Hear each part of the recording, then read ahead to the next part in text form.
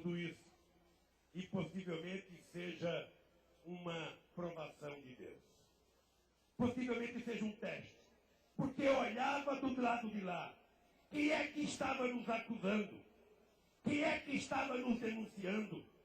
Não era ninguém melhor do que nós, não era ninguém do povo. Era a oligarquia política desse país, que governava esse país há 500 anos e que não conseguia resolver o problema desse país e não queria permitir que a gente resolvesse. Até que um dia eu falei para a dona Marisa, eu não vou ficar dentro de casa ouvindo eles me xingarem. Não vou ficar ouvindo as bravatas do PSL e do PSDB.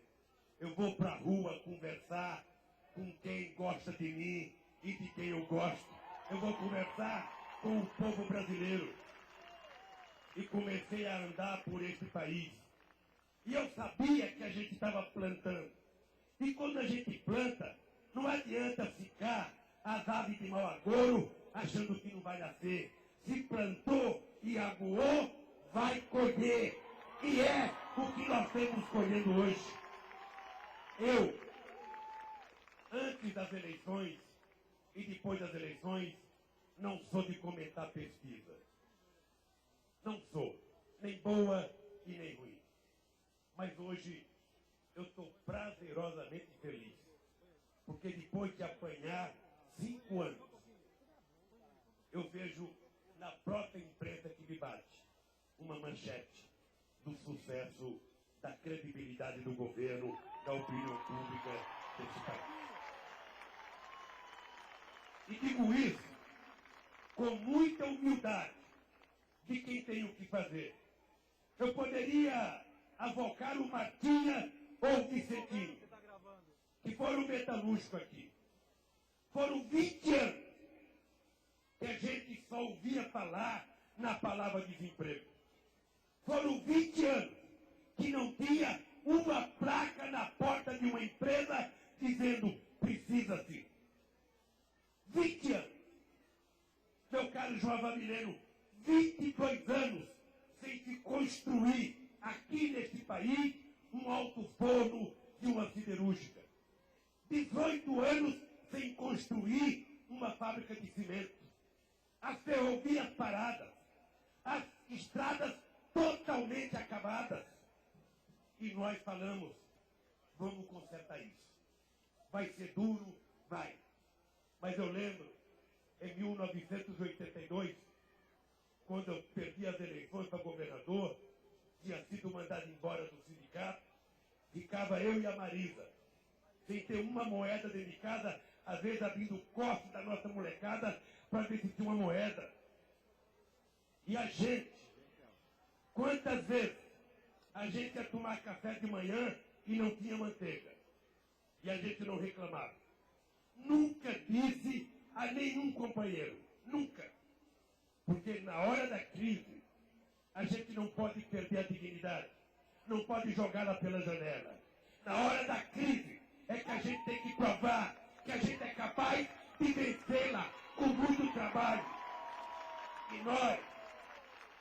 E nós, com a graça de Deus, com o apoio de vocês, podemos dizer orgulhosamente, o Brasil vive o seu melhor momento dos últimos 40 anos. A economia cresce. Este ano, até julho, geramos 1.600.000 empregos com carteira profissional assinada. Já geramos mais de 10 milhões de empregos. E ainda é pouco, porque queremos gerar muito mais. Queremos que a economia cresça muito mais. Agora, é importante saber o desafio que eu tenho. Tenho que permitir que a economia cresça, mas não posso permitir a volta da inflação. Porque quando a inflação volta, vocês sentem no preço da batatinha, no preço do óleo, no preço do arroz, no preço do feijão, no preço da carne, no preço das coisas que matam a fome nossa no dia a dia. Então é preciso a gente ficar com uma corda soltando e com outra corda apertando. Porque acontecer na vida do trabalhador. E eu já vivi aqui, na década de 80, inflação de 40% ao mês. 40% ao mês. A gente fazia economia comprando coisa e colocando embaixo da pia. Eu lembro que eu ia no Macro, e qual era o jeito da gente fazer economia? Encher o carrinho de lata de óleo, de coisa que não estragava, porque se a gente não comprasse muito, no dia seguinte a gente ia comprar, já tinha aumentado de preço. Então a gente enchia a pia, o armário, de tudo, coisa que não vencia. Eu também não poderia comprar coisa que estragasse.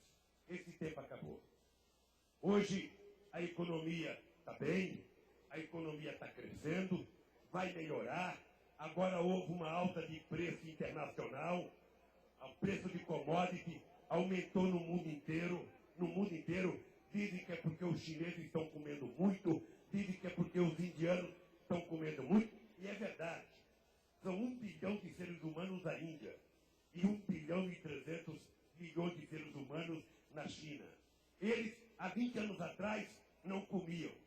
Agora, a China coloca no mercado 70 milhões de chineses por ano para comer. E graças a Deus, ao invés da gente ver essa crise como uma crise, nós estamos vendo como uma oportunidade, porque não tem país do mundo com a condição de produzir alimento como tem o nosso querido país. Porque tem sol, tem chuva, tem agricultura, tem água. Meu caro Chirac, no auge da crise, eu fiz uma reunião e disse para os meus ministros, ao invés da gente reclamar, nós vamos dar uma volta por cima. Anunciei 25 bilhões de reais para financiar a agricultura familiar, financiar 60 mil tratores e financiar 300 máquinas agrícolas para a gente dobrar a produção na agricultura familiar brasileira, para a gente encher a barriga dos brasileiros, e se os chineses quiserem comer, dá um pouquinho para eles, se os indianos quiserem comer, dá um pouquinho para eles, e guardar um pouquinho no armário para a época que as coisas não estiverem muito boas. Pois bem, nós agora estamos vivendo uma situação, eu diria, mágica. A Petrobras foi fundada em 53 pelo nosso saudoso Getúlio Vargas. Ela levou 53 anos para atingir a autossuficiência. Ou seja, para a gente poder extrair a quantidade de petróleo que a gente consome. E ontem eu disse lá em Diadema, eu acho que Deus resolveu morar no Brasil. Ele toma conta do mundo inteiro, mas agora eu acho que ele resolveu fincar o pé aqui.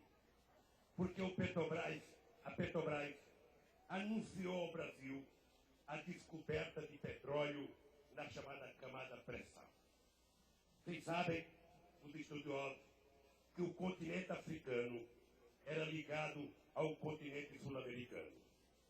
Há 168 milhões de anos, eles foram se separando. E hoje está do jeito que está. E nessa separação,